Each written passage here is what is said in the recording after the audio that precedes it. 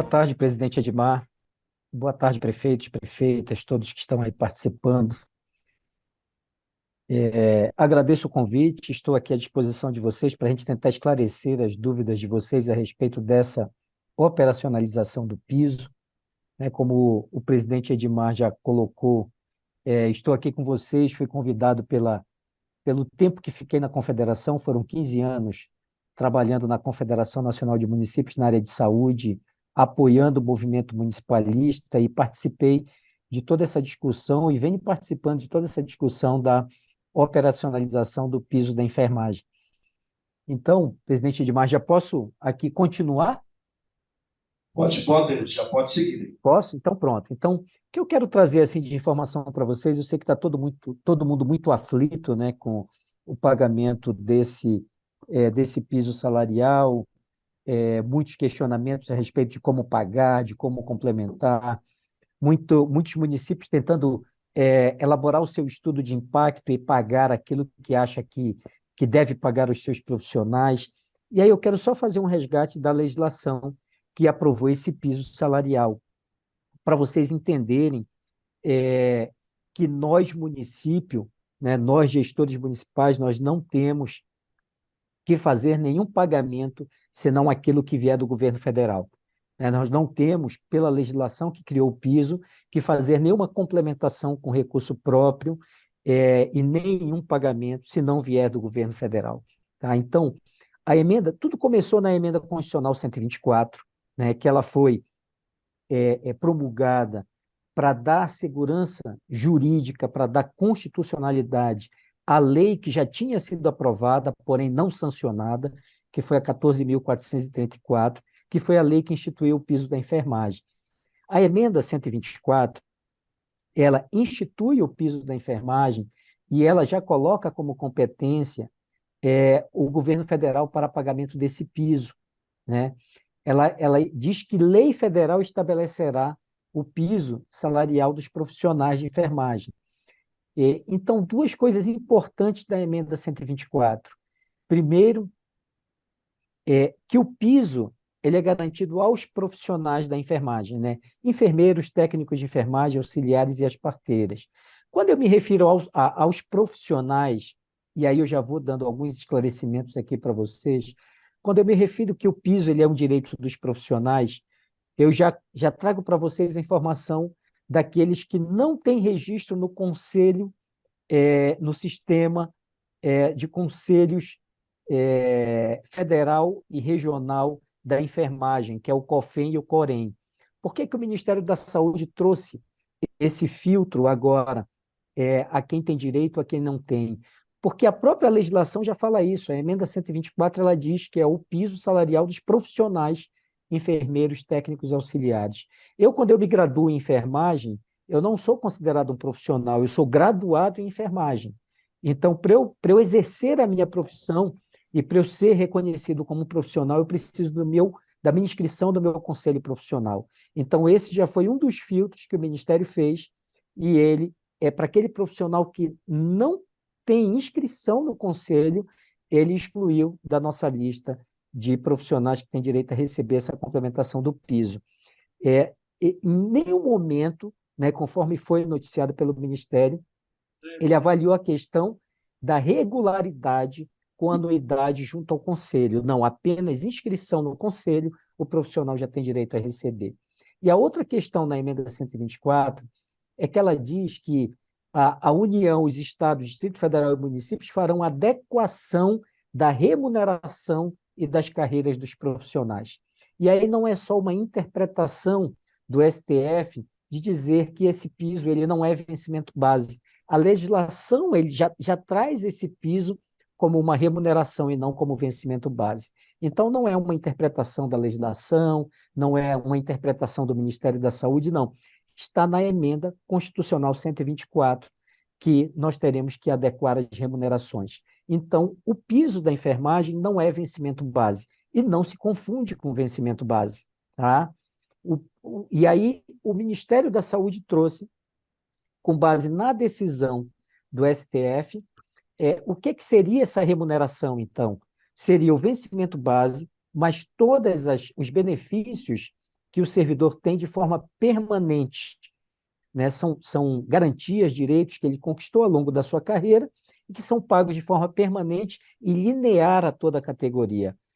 Então, eu preciso somar a esse vencimento base todos esses direitos que ele conquistou para eu poder verificar se a soma do vencimento base mais os benefícios permanentes, se eles estão inferior ao piso. Se estiver inferior ao piso, né, aí o profissional, então, tem direito à assistência financeira complementar.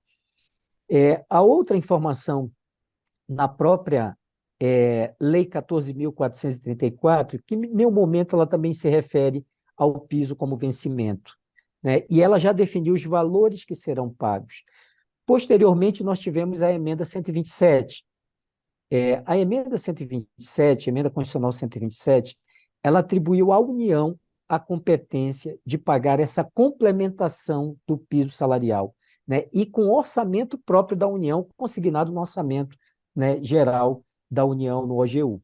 Então, como eu falei, nós não temos nenhuma legislação que nos obrigue ou que nos ampare, né, para aqueles que gostariam de pagar a complementação do piso com recurso próprio do município. Essa complementação, ela deve ser paga com recursos da União. Bom, para a gente conseguir, então, operacionalizar o piso, o que aconteceu? O governo federal criou a plataforma no InvestSUS, né, e os estudos que nós elaboramos pela Confederação Nacional de Municípios, nós mostramos que a base de dados do Senes e da RAS não eram suficientes para o rateio do recurso e o pagamento do piso. Então, veio uma ferramenta nova para a gente alimentar e dizer, então, quanto é que nós realmente pagamos para o nosso profissional e quem são esses profissionais que têm direito a receber assistência financeira complementar da União. E aí a União criou alguns filtros mais para poder chegar a essa relação de profissionais, né? Ela cruzou a informação com o e-social para ver quais os vínculos que o profissional tem, além dos vínculos públicos, até para identificar a jornada de trabalho desse profissional, para ver se está compatível também com a jornada de trabalho que ele tem direito, por garantia legal, de exercer durante toda a sua semana pela sua profissão. Cruzou as informações também com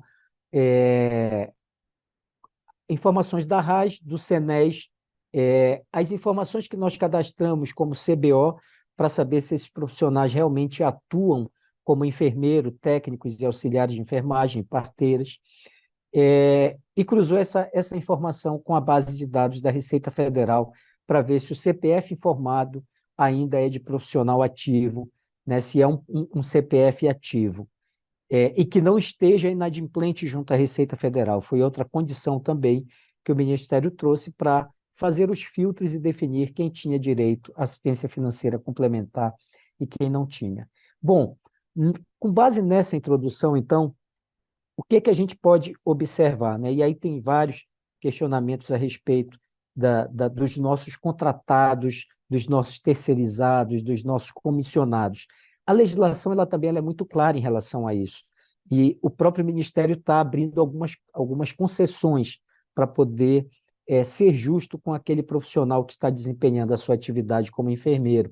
Mas a legislação ela é muito clara. Ela diz que todos os servidores empregados públicos dos estados, Distrito Federal, municípios e da União terão direito a esse piso salarial, né? Servidores empregados, quando a legislação traz isso, ela já define, né, o tipo de vínculo que esses profissionais têm que ter com a gente. Ou ele é um servidor público, né, que fez um concurso público e ocupa um cargo efetivo do nosso quadro de estatutários, né, ou ele é um empregado público, ele ocupa uma vaga contratada na modalidade CLT, seja ela direta ou pela administração indireta do nosso município, né? Uma autarquia, uma fundação, então ele está contemplado para receber o piso. Os profissionais que atuam na iniciativa privada, todos estão contemplados, né, com o novo piso salarial e assistência financeira complementar para aqueles que são vinculados às instituições filantrópicas, logicamente, que aí veio um novo filtro do Ministério, aquelas que possuem o SEBAS, né, que é o certificado de entidade de assistência social para a prestação de serviço de saúde, justamente para atender aqueles que realmente são reconhecidos como entidades filantrópicas que prestam serviço para o SUS, e também os estabelecimentos privados. Tem alguém sem som? Estão me ouvindo bem? Mas vai dar bastante ênfase. Isso vai dar ênfase pro grosso. Pois é. Mas por isso que eu achei que... Opa, vamos lá, então, vamos continuar. Então, assim, os estabelecimentos privados, os profissionais terão direito desde que esse estabelecimento ele atenda 60% ou mais de pacientes SUS. E muita gente tem questionado isso, como é que eu confirmo essa entidade privada que atende 60% ou mais de SUS? Isso precisa estar previsto no contrato de gestão que você assinou com esse estabelecimento privado, que ele vai ofertar 60% ou mais dos seus serviços para o SUS. E como você comprova? Por meio da fiscalização, da prestação de contas dele, da execução do contrato dele, de que ele está atendendo 60% ou mais SUS. Tá? Bom, então, esses profissionais que têm direito a essa assistência financeira complementar da União. Só que não é a nossa realidade, não é a realidade de todos os municípios. Nós temos aí profissionais que são contratados por contrato temporário e temos profissionais que são apenas vinculados por um cargo comissionado. O que ficou definido, e até nesse fim de semana o próprio pessoal do Ministério da Saúde começou a divulgar essa informação e confirmar isso. Coordenador que ele ocupa um cargo específico de profissional de enfermagem, por exemplo, um coordenador técnico, um responsável técnico pelas atividades de enfermagem de determinado estabelecimento, ele é nomeado apenas o cargo comissionado de responsável técnico. Ele tem direito ao piso? Sim. Nesse caso, sim, porque ele tem um cargo que é específico de enfermagem, ele com certeza está cadastrado num CBO de enfermagem, está cadastrado num estabelecimento de saúde, está lá no nosso SENES como enfermeiro, né, como técnico de enfermagem, como enfermeiro. Então, ele terá direito, sim, a ser informado no InvesteSUS, e se a remuneração dele for inferior ao valor do piso, ele vai receber assistência financeira complementar. Para aqueles casos, por exemplo, diretor de unidade de saúde, ele ocupa um cargo em comissão. Se o vínculo dele for apenas esse cargo em comissão, de diretor de unidade de saúde, de coordenador de atenção primária, e que esse cargo não é exclusivo da enfermagem, qualquer profissional de saúde, até um administrador que tenha formação em gestão em saúde, pode ocupar esse cargo, esse profissional, então, não terá direito a receber. Se ele for efetivo e tiver o cargo comissionado, você vai informar apenas o cargo efetivo dele, né? E se ele for efetivo como profissional de enfermagem, ele terá direito a receber. E aí você vai informar o cargo em comissão dele como gratificações variáveis e não se soma à remuneração para cálculo da assistência financeira complementar. Tá? Então, são essas informações, esses detalhes que a gente precisa ficar atento. Como eu falei, nós não precisamos fazer nenhuma complementação e nem devemos fazer nenhuma complementação. Qual é a orientação que a gente tem passado? De quem é a responsabilidade em pagar a complementação, né, a assistência financeira complementar do profissional da enfermagem? A responsabilidade, a competência é do governo federal. O governo federal criou a ferramenta no InvesteSUS justamente para chegar a esse montante e definir quem tem direito, quem não tem direito e qual é o valor que esse profissional vai receber. Qual é o nosso papel, então, como gestores? E aí veio, prefeito Edmar, o senhor estava colocando alguns pontos aí muito importantes em relação à Informatiza PS, aos saldos que tem em conta. Nós temos que lembrar do seguinte: nós, municípios, é que alimentamos a base de dados desses sistemas, né? SENES, agora InvesteSUS, a gente está alimentando, a RAIS é a gente que informa, o E-Social é a gente que vai alimentar, né? Para aqueles que já implantaram, já estão alimentando. E assim, o que a gente pôde perceber, né, desse imbróglio todo que a gente tem vivido com o piso da enfermagem, é que ainda existe uma fragilidade muito grande nos nossos sistemas de informação, nos dados que nós alimentamos. Então, o nosso trabalho qual é? colocar em dia todas as informações do SENES, né, desses profissionais, e futuramente, quando a gente conseguir tornar isso uma rotina mensal das nossas equipes, do nosso pagamento, é a gente também revisar o cadastro dos outros profissionais, porque imagina, nós estamos trabalhando aí com 1.400.000 profissionais, né, no Brasil inteiro, e a gente identificou várias inconsistências no sistema. Então, a gente precisa estar muito bem alinhado com essa informação, porque todo mês essas informações serão depuradas. O que é isso que o Ministério colocou como depurado? Ele vai cruzar as informações, a informação do SENES, a informação do InvestSUS, a informação do E-Social, a informação do sistema Corem-Cofem, a informação da Receita Federal, né? Ele vai cruzar todas essas informações e vai verificar se há consistência naquilo que a gente está alimentando. Qualquer inconsistência que tenha nessas informações, vem uma observação para a gente, provavelmente o profissional não vai receber a sua assistência financeira complementar se ele tiver direito. Então, essas informações precisam ser coincidentes, precisam ser iguais. Não dá para passar informações diferentes.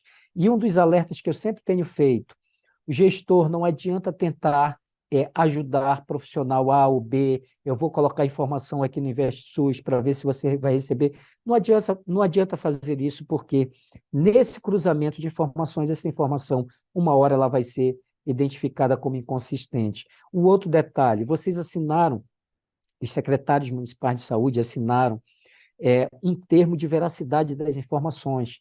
Então, nós não podemos fazer nada diferente, nada divergente, ficando passíveis de responder por conta dessas informações. Então, a informação ela precisa estar realmente toda alinhada, essa informação precisa estar toda coincidente em todos os nossos sistemas que nós estamos alimentando.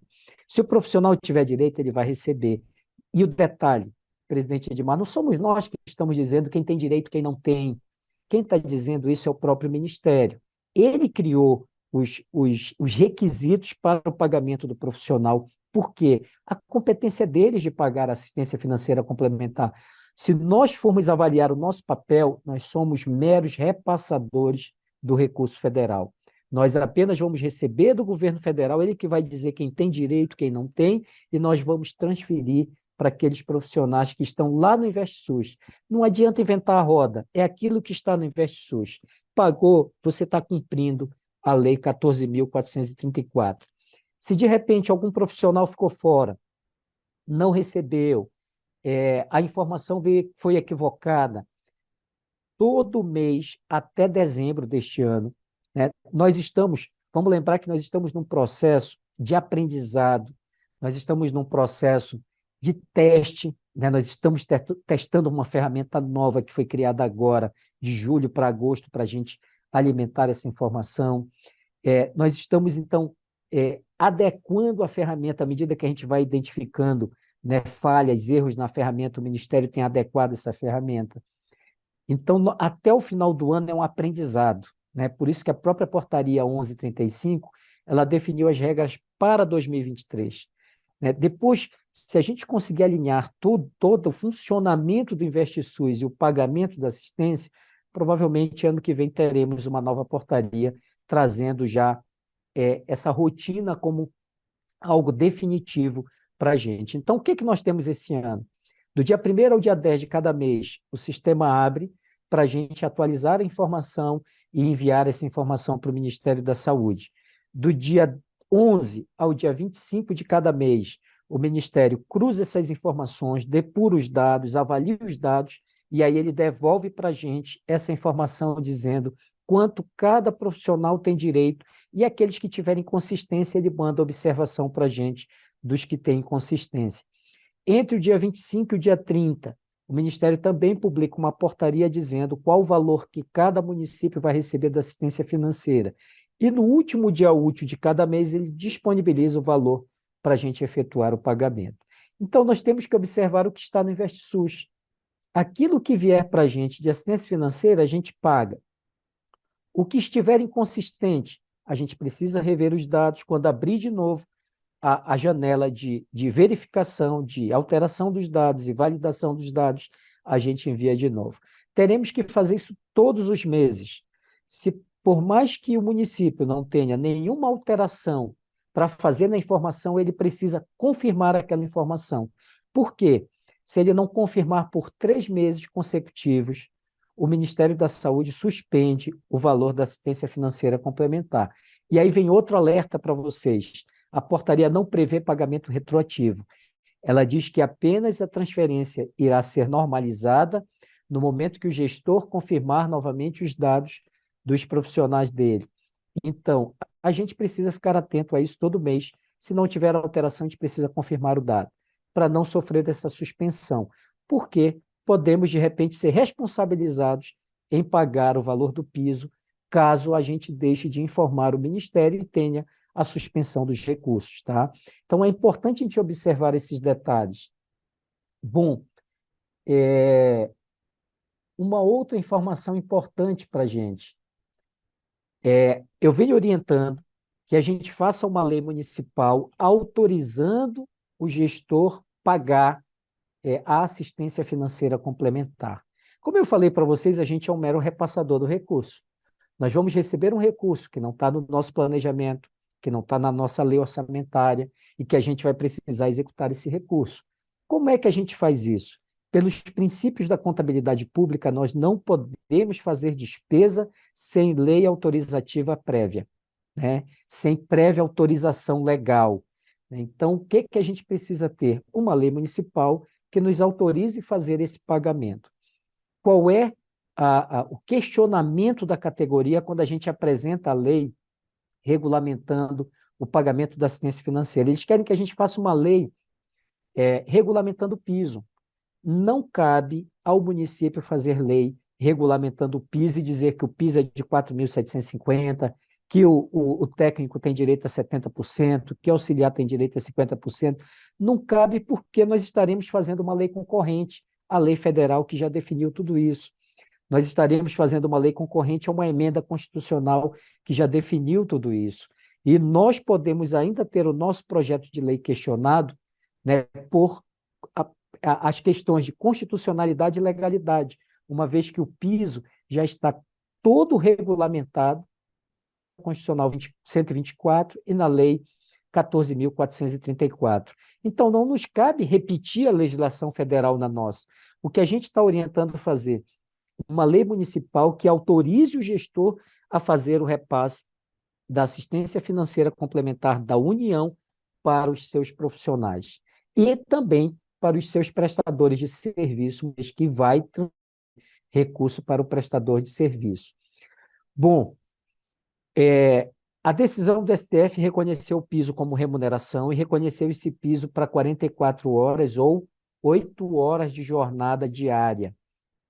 Nós não temos na administração pública 44 horas semanais. Nós temos normalmente 8 horas diárias ou 40 horas semanais. Isso provavelmente o Ministério da Saúde vai rever. Tá? Podem surgir diferenças a pagar ainda retroativas? Podem, né? Porque ele reconhecendo que na administração pública nós temos uma jornada máxima de 40 horas, ele vai ter que reconhecer que esse piso de 4.750 ele é para 40 horas também. Né? E quando da decisão do STF ele diz que é para 44 horas semanais ou 8 horas de jornada diária, eu entendo que o STF estava se referindo a 44 horas na iniciativa privada e 8 horas semanais no regime público, né? Na administração pública. Então, poderemos ter ainda mudanças nisso? Poderemos. Tá? Isso está em análise no Ministério da Saúde. O Ministério da Saúde tem se manifestado sempre que tem uma mudança, ele abre a cartilha, né? E a cartilha não está finalizada, a cartilha sempre está sofrendo alterações e atualizações de acordo com as decisões que vão chegando, tanto do STF como orientações da AGU para o Ministério da Saúde. E eu entendo que, no nosso caso de administração pública, nós ainda teremos diferença a pagar, que o Ministério da Saúde vai ter que nos repassar por conta dessa questão da jornada de trabalho. Porque o piso salarial, quando o STF diz que ele é válido para 8 horas semanais, ele está dizendo que esse valor do piso também é válido para 40 horas. Então, nós teríamos que considerar o valor do piso cheio e não a proporcionalidade para 40 horas. A proporcionalidade ela viria para cargas horárias inferiores, né? No caso da iniciativa privada, inferior a 44 horas, e no caso da administração pública, inferior a 40 horas. Aí sim viria a proporcionalidade, mas isso são situações que o Ministério da Saúde precisa discutir com o STF, a AGU, chegar num consenso para poder orientar o que vai fazer e passar o recurso para a gente. Tá? O Marco não retornou? Denilson, Tá tudo aqui uma parado. assim, você também, eu tenho certeza que já responde, né, muitas dúvidas de muitos prefeitos, né, muitos secretários, né, de muitos jurídicos que estão aqui acompanhando, né? Você disse aí, então, que o município mande para a Câmara Municipal apenas o projeto de lei de ajuda financeira complementar, sem a questão da palavra piso. Segunda pergunta. Hoje, por exemplo, os municípios recebem o montante e automaticamente tem que ser repassador pela AFC, ou seja, Auxílio Financeiro Complementar. E os encargos previdenciários? O que nós fazemos com isso, Denilson? Excelente, prefeito Edmar. Olha só, esse foi um dos pontos. Sim, eu estou orientando que a gente faça a regulamentação apenas da assistência financeira complementar na lei municipal, que é o que vai autorizar o gestor a repassar o valor, tanto para os seus servidores quanto para os seus prestadores de serviço. O piso já está regulamentado, né? Está na emenda 124, está na lei 14.434. Não há necessidade da gente regulamentar novamente o que já está numa lei federal, né? Não tem por que a gente fazer uma lei concorrente à lei federal. Bom, em relação aos encargos, esse foi um dos questionamentos que a Confederação Nacional de Municípios fez nos embargos ao STF, que aguarda uma decisão do STF. Saiu semana passada uma nota da Confederação orientando os gestores que devem tributar esse valor, que devem reter o imposto de renda e devem reter a Previdência Social. O detalhe é colocado pelo próprio diretor do Fundo Nacional de Saúde. Isso é uma autonomia local, é uma autonomia do gestor local. Então, se nessa lei que vocês estão regulamentando a transferência do valor, se vocês fizerem a previsão de que é uma parcela não tributada, o município não vai tributar, até que tenha o julgamento do STF. Se o STF, no seu julgamento dos embargos, disser que a parcela é tributada, tem que ser tributada normalmente, como é tributado o valor da remuneração dos nossos servidores, aí nós teremos que tributar. Tá? Agora, se a lei municipal autorizativa não fez previsão nenhuma sobre uma parcela isenta, que ela vai repassar como uma parcela isenta, terá que ser tributado esse valor seguindo os mesmos critérios da remuneração do servidor. Com um detalhe, prefeito Edmar, a gente está orientando que esse valor ele precisa estar no contra-cheque, destacado como assistência financeira complementar da União, a título de prestação de contas, e porque ele não pode ser de forma nenhuma incorporado ao seu vencimento base e à sua remuneração. No momento, se em algum momento a gente incorporar esse valor no vencimento base, nós não receberemos mais assistência financeira da União. Então, ele tem que estar destacado no contra-cheque, inclusive por orientação do Ministério da Saúde, a título de transparência, para que a gente tenha como comprovar que a gente está recebendo um valor federal. Vejam só, nós estamos recebendo um valor federal, um recurso federal, que nós vamos complementar a remuneração dos nossos trabalhadores. Então, a gente precisa ter isso destacado no contra-cheque, né? Esse valor precisa estar ali visível, né? Informando que é a complementação da União e que ele não se soma ao vencimento, né? Ele não vai se integrar a esse vencimento, não vai incorporar e nem a remuneração do trabalhador. Né? FC. No contra-cheque, os municípios incluem lá no RH a FC, Auxílio Financeiro Complementar. E repassa assistência financeira complementar. Assistência Financeira Isso. Complementar. Da União. Financeira Complementar. Okay. Exatamente. tá? Porque essa é uma competência da União, uma responsabilidade dela pagar, não é nossa. Então a gente precisa deixar destacado isso, que eles estão recebendo da União essa assistência. Condicionar também, né, Denilson Magalhães, a questão do repasse condicionado ao repasse também da União, né, que essa assistência financeira, esse valor que é repassado aos profissionais, que é condicionado também ao repasse pelo Ministério da Saúde, que fez a abertura de conta, e você tocou um assunto muito importante, tem que prestar conta.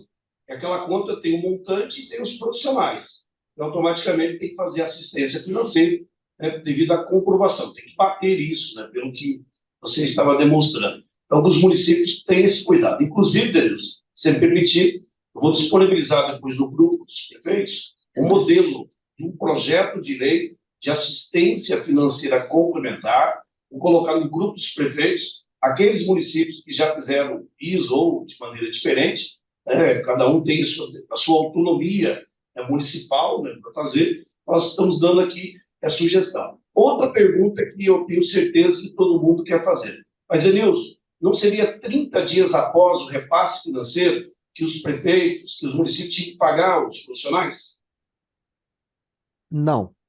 Se a Não. gente observar o que está escrito na portaria, ela estabeleceu o prazo de 30 dias para transferirmos o valor para os nossos prestadores de serviço, para os filantrópicos e para os privados. Em nenhum momento a legislação diz em que momento nós vamos pagar.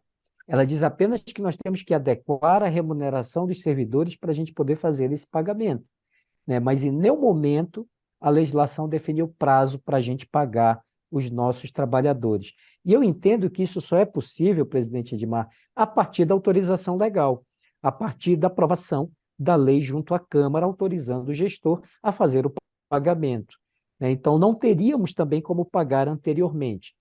O que que nós temos agora? O que que nós temos nesse exato momento? E assim, eu sei que vocês estão passando uma pressão enorme na ponta para pagar.